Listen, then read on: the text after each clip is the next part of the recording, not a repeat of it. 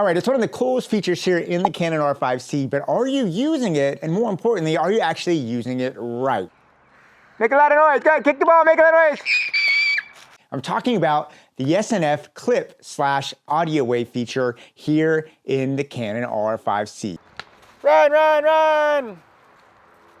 Let's go ahead and take a look at what this little puppy can do and hopefully help you unlock even more secrets to this camera. Oh, hey, and if you're finding this useful, do me a favor. You would not believe what a difference it makes in my channel if you just subscribe to it. It is really hard to keep this thing going, and subscribing makes all the difference in the world and allowing me to keep on bringing you content like this. Now, the Canon R5C as a cinema camera does have a lot of really great options for slow motion shooting. Of course, you can shoot 24, 30, or 60 frames, which you then convert in post. But what's great about this cinema operating system on the Canon R5C is the S&F mode lets you essentially dial anything from 1 up to 120 frames a second, and it converts it all here in camera for you. Gives you a lot of flexibility. This is actually really, really great if you're out in the field and you just want to see what something looks like. You can record it at, say, 48 frames a second, and you're going to be able to play it back in the field and see exactly how that motion plays. The other thing I really love about the S&F mode here on the Canon R5C is simply that it gives me that creative freedom. I don't really like shooting in 60 frames necessarily that much. I actually prefer 48,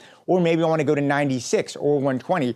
I have options to really dial it in very, very specifically and get exactly the motion mode I want here in camera. And for whatever reason, I just always feel that when I convert this in camera, I know this may be subjective, I just feel it always looks a little smoother than when I go in Adobe Premiere or something like that. Now, unfortunately, one of the great drawbacks of using S&F mode in the Canon R5C versus, say, setting your R5C natively to 60 frames a second is you lose audio files, which honestly, if you're doing a lot of B-roll and slow motion things, you don't necessarily want.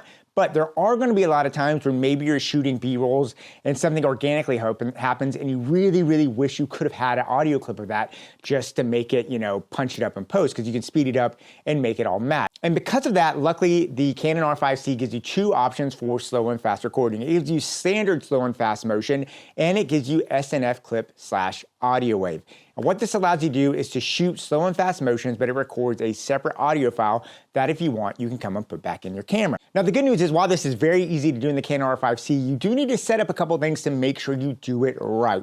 And the first thing you need to do is you need to make sure that you have two cards. You need to get a CF Express and an SD card, because what's going to happen, your camera is going to record the video files on one card and the audio files are going to be on a separate card. This is very, very important to do. If you only put one card in here and record S&F Clip audio, but you don't have an SD card in there, you're going to go home with some really good slow motion, and guess what?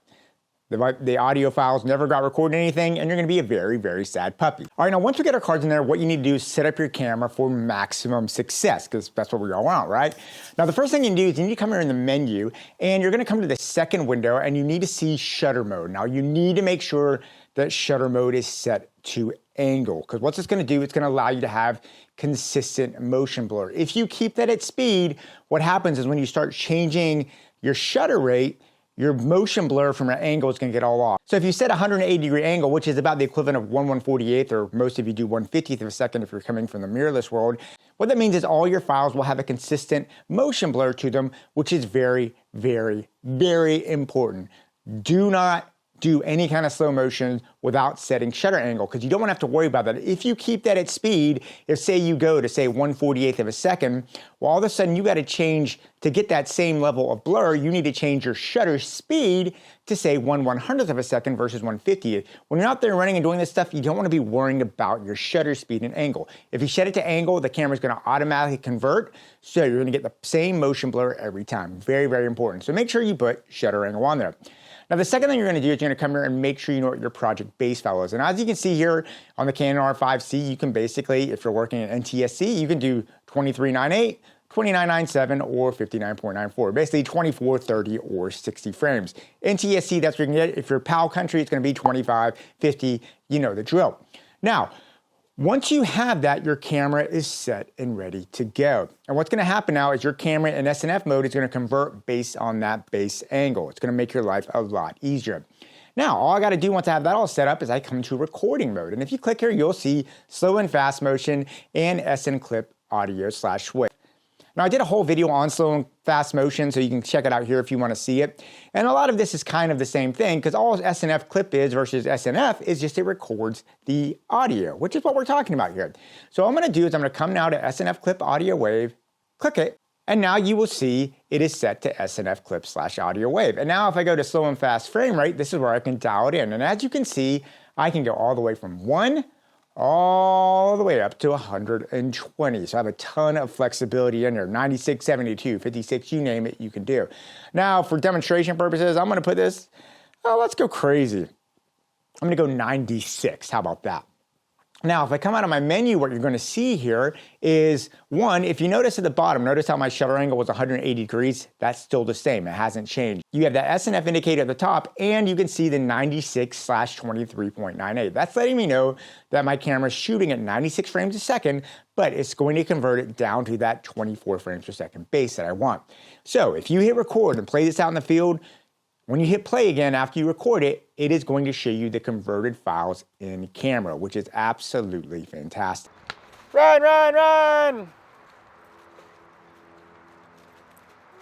And as you can see, it's really that simple. However, there is one other aspect of the Canon R5C in S&F mode that I think is worth kind of talking about as its own standalone thing, because it's different than what you have in the normal modes in the camera. And that is going to be the autofocus. You got to think of autofocus a little bit different when you're doing it. Now, the first thing you want to do is if you come into the menu, you're going to want to come over to your continuous autofocus. And I would say the first thing you do is you need to change your AF response speed. Remember, you're going to be going a lot slower. So one thing that I find that I like to do is when I'm doing it, I actually like to put my AF response up here at +3. That's just going to get me a snappier autofocus, because when I'm doing slow motion, it might seem really fast in camera, but once you slow it down, it's going to become much more normal. So I think adding that AF response is a very, very important thing to do. Now, once you do that, just make sure that your continuous autofocus is set to enable, and I like to set my AF frame to large because that gives me the best chance of success.